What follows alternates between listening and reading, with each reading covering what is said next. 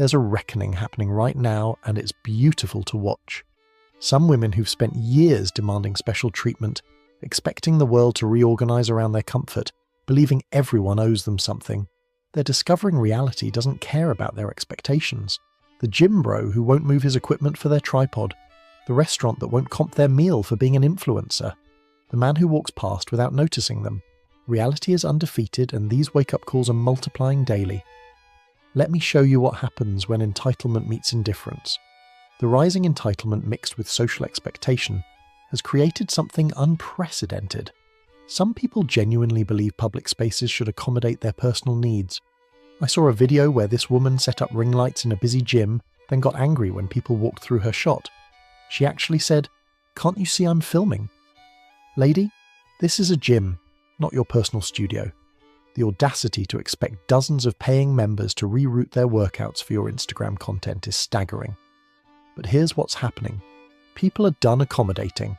That gym bro who kept using the equipment in her background? Hero. The guy who photobombed her deliberately? Legend. Because they're teaching an important lesson. Your comfort isn't everyone else's responsibility. Your content creation isn't a public priority. Your emotional needs don't override everyone else's right to exist. The attention-seeking versus actual self-worth paradox is fascinating to observe. These same people will post, "I don't need male validation," while wearing basically nothing at the gym, then get upset when men don't look. They'll say, "I don't dress for men," while checking every mirror to see who's watching. The cognitive dissonance is Olympic level. I watched this play out recently. Woman at the gym, sports bra and shorts that barely existed, doing hip thrusts directly in front of the free weights. When guys grabbed weights without looking at her, she got visibly frustrated. When one guy did look, she reported him for making her uncomfortable. So which is it? Do you want attention or not? Because you can't criminalize looking well dressed for maximum visibility. The victimhood as a coping strategy has become reflexive for some people. Didn't get the job? Discrimination? Guy not interested? He's intimidated, criticized online, harassment, failed at something. The system is rigged. There's always an external force to blame, never personal accountability. This isn't strength, it's fragility wrapped in aggressive language. A client showed me his ex's social media. Every post was about overcoming something, surviving something, being victimized by something. Her biggest trauma? He asked her to contribute to rent. This apparently was financial abuse. The same woman who lived in his apartment for 2 years rent-free. But in her narrative, she's always the victim, never the participant. The double standards in social interaction are breathtaking. I saw a video where a woman slapped a man's bottom at a bar, laughing with her friends. Security did nothing. 5 minutes later, a man brushed past her accidentally, and she screamed about assault. The same security rushed over. The hypocrisy was so obvious, even other women were calling it out. Some people behave in ways that would get men arrested. Grabbing without consent, following people around, taking photos without permission, making sexual comments, all while expecting zero consequences. Then they're shocked when someone calls them out. "But I'm just being friendly." No, you're being creepy, and your gender doesn't excuse it. The using men as resources mentality has become shameless. Dating profiles literally listing financial requirements. Must make 6 figures. Must own a home. Must pay for everything. But ask what they bring besides their presence. I shouldn't have to prove my worth. Your worth is assumed, but his must be demonstrated through bank statements. I know a guy who went on a date where she brought 3 friends. They ordered lobster, expensive wine, desserts. When the check came, they all looked at him. He paid for his meal and left. They blast him online for being cheap. The entitlement to spend strangers' money is sociopathic, but it's been normalized in some circles. The overestimation of their own value while harshly judging others is comedy. Some people who are objectively average will rate themselves 10 out of 10 while calling decent-looking men mid. They'll demand perfection while offering participation. They'll have a list of requirements while bringing debt and drama. This delusion gets shattered in funny ways. Woman rejected a co-worker for being beneath her. He started dating someone younger and prettier. Suddenly she's interested, but he's moved on. Now she's telling everyone he played games with her. No, you overplayed your hand based on an inflated sense of worth. The lack of self-awareness about behaviour is stunning. They'll cause scenes in public, then wonder why people avoid them. They'll be aggressive, then claim they're just passionate. They'll create drama, then complain about drama. The common denominator in all their problems? Them. But that connection is never made. I witnessed this at a coffee shop. Woman berating the barista about her order, causing a scene, holding up the line. When someone told her to relax, she exploded about women not being allowed to stand up for themselves. No, you're not standing up for yourself. You're having a tantrum over oat milk. The insecurity hidden behind loud confidence is transparent to anyone paying attention. The louder the proclamation of being a bad bitch or queen, the deeper the insecurity. Truly confident people don't need to announce it constantly. They don't need validation from strangers. They don't melt down when ignored. Watch what happens when these confident people face actual confidence. A man who's genuinely secure, who doesn't chase, doesn't simp, doesn't notice them, they lose their minds. Because their entire self-worth is built on male attention, and indifference destroys them.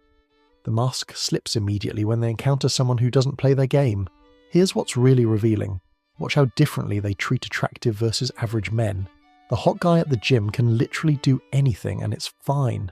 Stare, approach, even be aggressive, all acceptable. But let an average guy make eye contact. Harassment. The same behaviour gets completely different responses based purely on the man's appearance. Then they wonder why average men have stopped trying. The social media distortion creating identity crisis is epidemic. Some people don't even look like their photos anymore. Filters, angles, editing, creating fictional versions of themselves online. Then they're devastated when real life doesn't match the fantasy. When someone meets them and isn't interested because they've been catfished. I had a friend who met someone from a dating app. Her photos were from 5 years and £50 ago. Every picture was filtered beyond recognition. When he politely ended the date early, she accused him of being fat-phobic. No, he just expected to meet the person in the photos, not their distant relative. The reality exposure versus persona collapse dynamic is painful to watch. When that carefully curated image meets reality, the reaction is often violent. Not physically violent, but emotionally explosive. The persona they've built can't handle truth, so they attack the truth teller rather than face facts. Some woman posted a video of herself at the beach talking about being a goddess among mortals. Someone posted security footage from the same beach, same day, without filters. The difference was shocking. Her response? Trying to get the person banned for harassment. Reality is now harassment.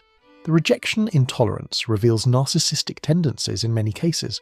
They genuinely cannot process that someone might not be interested. In their mind, disinterest equals disrespect. Not being chosen means something's wrong with the chooser, not them. This isn't confidence. It's delusion. A bartender friend tells me stories. Some women will literally follow men around the bar after being rejected, grabbing them, insulting them, throwing drinks. But if a man did this, police would be called. The same behaviour, different consequences based on who's doing it. The misinterpretation of men's behaviour as either threat or interest is exhausting for men. Guy at the gym working out. He's showing off for her. Guy sitting alone at a cafe. He's too intimidated to approach. Guy walking the same direction. He's following her. Sometimes a workout is just a workout. Sometimes coffee is just coffee. This hypervigilance combined with main character syndrome creates impossible situations. Men can't exist in public without being assigned a role in someone's internal drama. You're either a potential threat or a failed admirer. You can't just be a person going about your day. The hypocrisy in relationship expectations is laughable. Some person living with parents, no car, no savings, demanding a man with his own house, luxury car, investment portfolio. When asked what they bring to match that success, they say, myself. As if their mere existence equals years of work and achievement. The projection is obvious. They condemn men for the very things they do. Men are so shallow while having height requirements. Men only want one thing while offering nothing else. Men are gold diggers while expecting everything paid for. The lack of self-reflection is stunning. The emotional instability and attention addiction creates public spectacles, drunk confrontations, jealous outbursts, attention-seeking behaviour that would embarrass a toddler. But it's reframed as living my best life, or being real. No, you're being messy and everyone's tired of it. Club promoter friend tells me they actually have a list of people banned for this behaviour. Starting fights over imagined slights, throwing drinks when ignored, causing scenes for attention. These aren't teenagers. These are grown adults who never developed emotional regulation. Society minimizing male victimhood makes everything worse. When men experience harassment, it's comedy. When they're abused, they're weak. When they're used, they're stupid. This double standard enables terrible behavior because perpetrators know there won't be consequences. There was a video of a woman repeatedly grabbing a man at a party despite him saying no. Comments were laughing, saying he was lucky or gay for rejecting her. Reverse those genders and it would be evidence in a criminal trial. But male consent is treated as a joke. The entitlement extends beyond dating into every area, demanding special treatment at work while doing less work, expecting promotions based on existence rather than performance, getting angry when merit actually matters, the shock when the real world doesn't operate on their terms. A manager friend had to fire someone who literally didn't do their job for months. Her response? Discrimination lawsuit.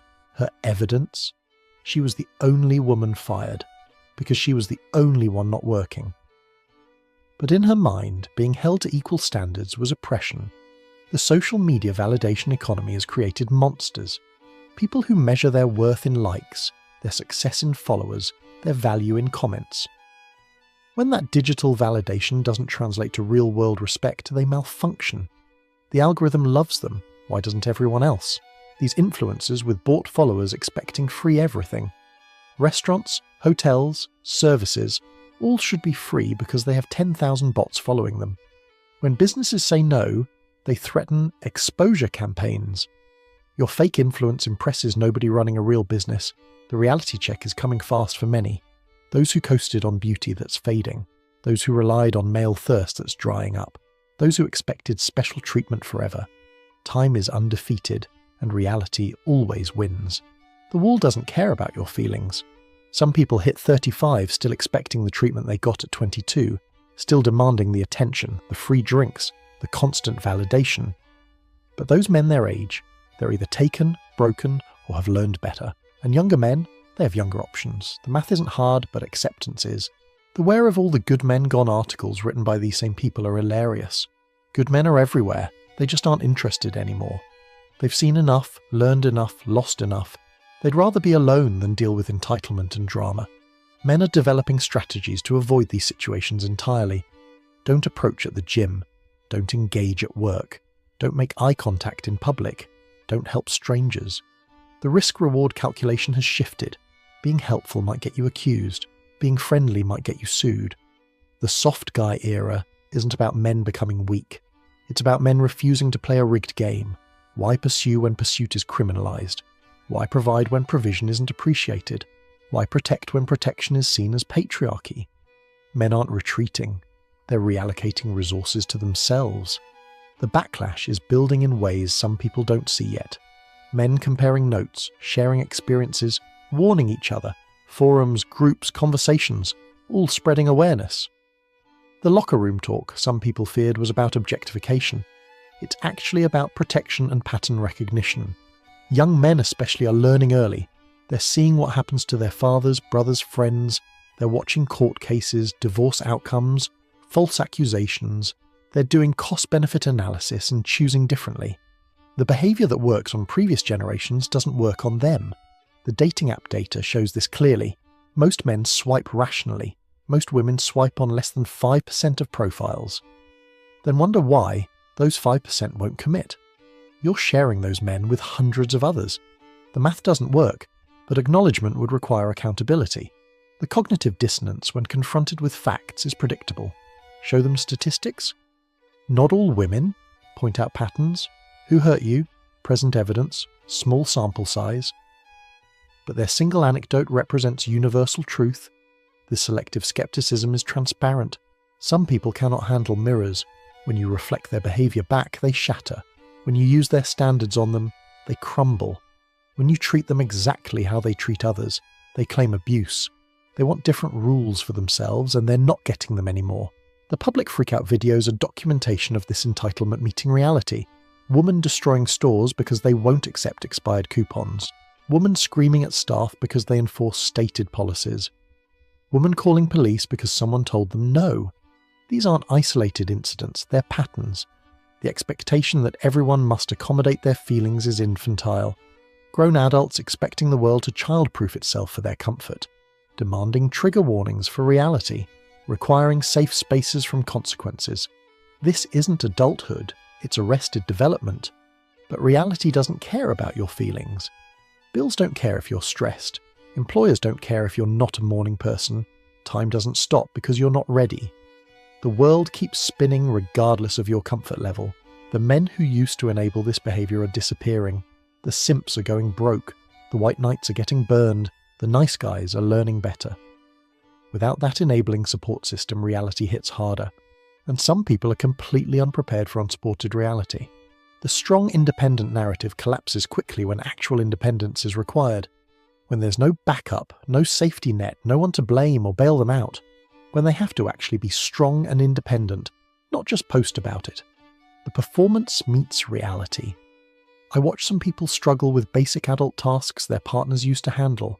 Taxes, repairs, planning, budgeting, all foreign concepts. They wanted independence but never developed independent skills.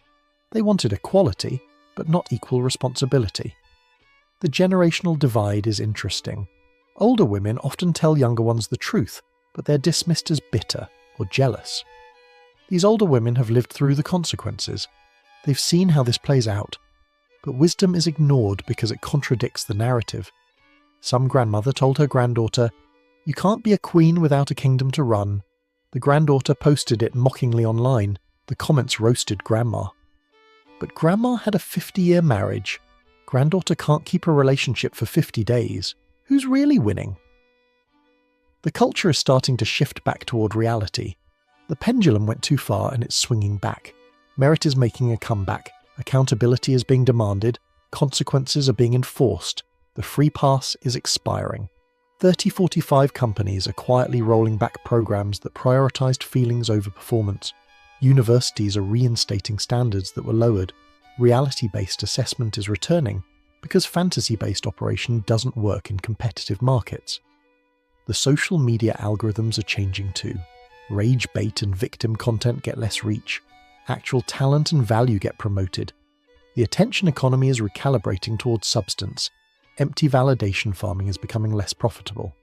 Some people who built entire identities on victimhood and entitlement are panicking. Their currency is devaluing. Their tactics aren't working. Their demands aren't being met. The special treatment they counted on isn't materializing. The bargaining phase is beginning for many. Suddenly they're traditional when that benefits them. Suddenly they appreciate good men when options dwindle. Suddenly they're not like other girls when differentiation becomes necessary. But the internet remembers everything. The receipts are extensive. Years of posts demanding special treatment.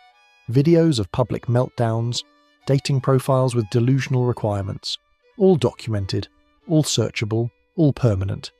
The persona they created is now their prison. Men are learning to check these receipts. That sweet traditional woman you met. Here's her social media history. That reformed party girl. Here's her documented body count. That supportive partner. Here's her bashing her ex online. The evidence is everywhere. The privacy invasion complaint is ironic coming from people who document everything. You posted it publicly, but it's private. You shared it online, but it's personal. You built your brand on it, but it's off limits. The hypocrisy is laughable. Some friend showed me a woman's dating profile complaining men judge her past while her Instagram is literally thousands of photos documenting that past.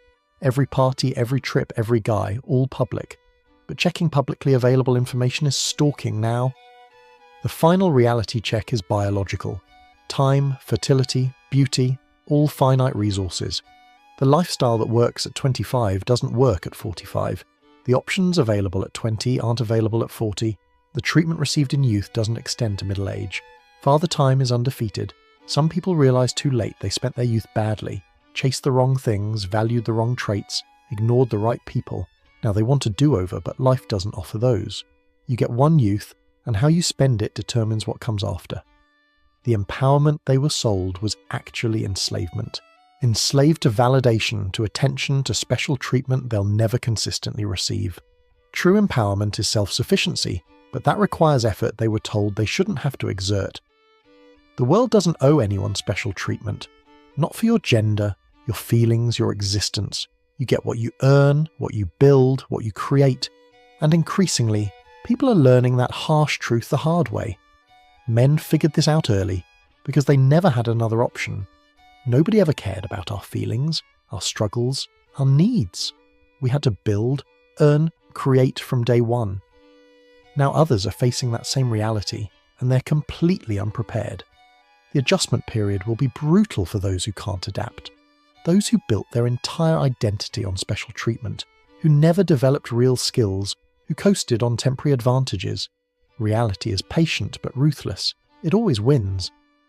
But for those who accept reality, who develop actual value, who take accountability, the future is bright. The market rewards real worth. Merit matters again. Accountability creates growth. The special treatment era is ending, but the merit era is beginning. The lesson is simple. Expect nothing. Earn everything. Don't demand special treatment. Become special through achievement. Don't expect accommodation. Become adaptable. Don't require validation. Become valuable. The world owes you nothing, but you can earn everything. Some people will adapt and thrive. Others will rage against reality and fail. Natural selection doesn't care about your feelings. It rewards adaptation, punishes entitlement, and ignores complaints. The universe remains undefeated. The documentation of this cultural moment is important. We're watching entitlement meet indifference in real time. We're seeing narrative meet reality. We're observing what happens when special treatment stops being special. It's educational and entertaining. For men watching this unfold, the lesson is clear. Don't enable, don't simp, don't save.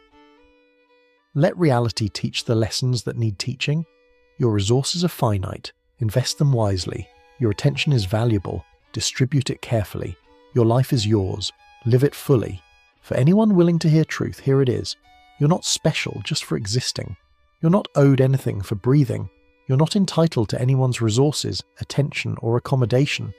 But you can become special through effort, valuable through development, worthy through achievement. The future belongs to those who understand this truth, who build rather than demand, who create rather than complain, who achieve rather than expect. The special treatment era is ending, and honestly, good riddance. Reality is a better teacher than fantasy ever was. The world doesn't owe anyone special treatment. It never did. Some people just got a temporary hall pass that's now being revoked. The adjustment will be difficult, but difficulty creates strength. And strength is what actually earns respect, not demands for it. This isn't hatred or bitterness talking. This is observation and pattern recognition. This is cause and effect. This is reality asserting itself after years of denial. The world is healing, returning to merit, accountability and natural selection. And that's good for everyone willing to compete fairly. The most telling reaction to all this? When confronted with these truths, some people don't argue the facts. They attack the messenger. They don't dispute the patterns. They claim pointing them out is wrong. They don't deny the behaviour. They justify it with increasingly creative mental gymnastics. This defensive response tells you everything. Truth doesn't need such elaborate defences. I want to hear your stories. Men, what entitled behaviour have you witnessed? What reality checks have you seen delivered? What changes have you noticed in how entitlement is being received? Drop your experiences below. Let's document this cultural shift while it's happening. Let's help others see the patterns and protect themselves. Because the world doesn't owe any of us special treatment, and the sooner everyone realises that, the better off we'll all be.